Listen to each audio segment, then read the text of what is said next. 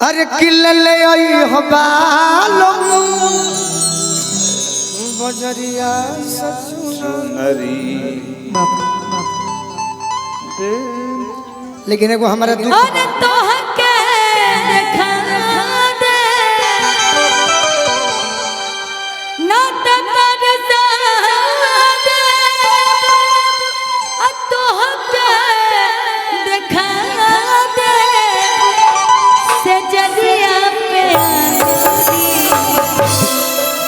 ले ले आई हवालम। ये गाना पूरा याद बा, याद है लगभग। तो ये गाना अच्छा आप गाइए, साथ में गाते हैं ना इसी में। अरे ले आई हवालम बजरिया सचुनरी। ले आई हवालम बजरिया सचुनरी। ले आई हवालम बजरिया सचुनरी।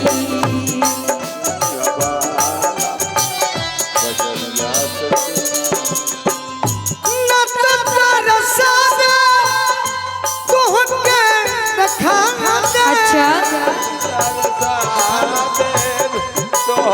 देखा दे ना तरसा दे तोहके देखा दे।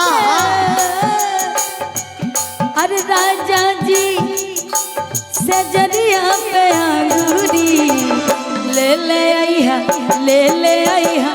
बालम बजरिया से चुनरी। ले आई है बालम बजरिया से चुनरी। एगो गीत हम गौले रहले कि बड़ी मन दुख बा काहे भिखारी भैया। अच्छा आशीर्वाद आई बा हमारे भैया के तरफ से। लेकिन सुनी ना, जड़ल होके जे कहता में सितारा चारोरिया। जड़ल होके चंदा देख के लजाई जई चांद के अजोरिया।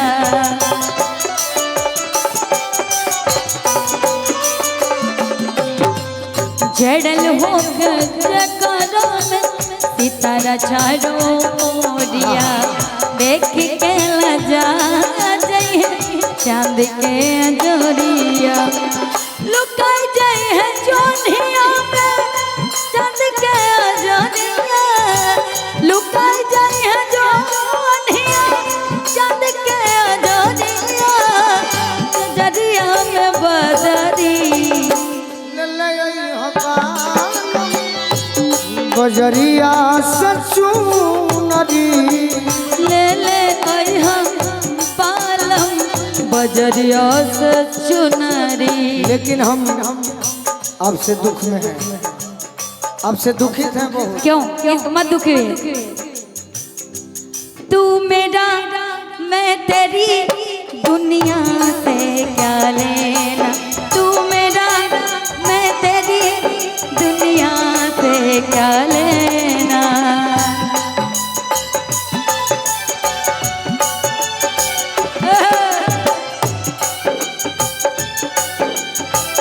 अच्छा भिखारी भैया, अच्छा आप क्यों दुखी हैं? किस लिए दुखी हैं? वजह क्या है? क्यों कि यही बात के अच्छा दुख भारी। कौन बात के? यही बात के दुख भारी। यही बात के दुख भारी। हमसे कोतरी अरे काटेलू। ज्योति जौन तहर दिलवा हो। अच्छा अरे दोसरा के जब बाटेलू गोलुए के काहे डाटेलू। दोसरा के जब बाटेलू काहे से भैया डाटी लगा है। तहरा पके हुता के तकलीफ हो गेला। तहरा पके हुता के तकलीफ हो गेला।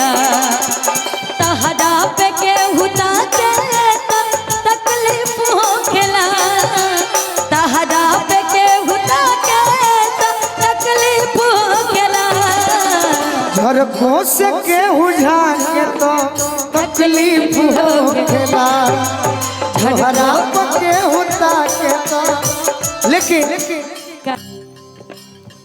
जला भिया आजा रसिया जाने वाले आजा तेरी याद सताए ख्वाबों का घरौंदा कहीं टूट न जाए जाने वाले आजा तेरी याद सताए ख्वाबों का घरौंदा कहीं टूट न जाए। जीवन में ज्योति जी एगो क्रिया बड़ी खराब शब्द है। क्रिया आदमी वह खियावेला जेकरा से आदमी प्रेम करेला मेजर है तनी माइनर दे दी। एगो गाना हमारा गोपाल चाचा बोले बड़ा सुंदर। एगो भाई बड़े गोरखपुर में ही टूना पांडे जी के सुपुत्र एमएलसी साहब के शक्ति पांडे आज मैसेज कैले हैं कि इस गीत को जरूर सुनाइएगा। काहे क्रिया धरावेलू काहे क्रिया धरावेलू तू आन के करे तोहके अरे पुतरी में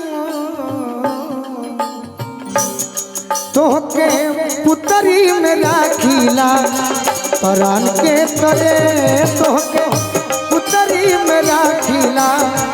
और का बतिया जब प्यार से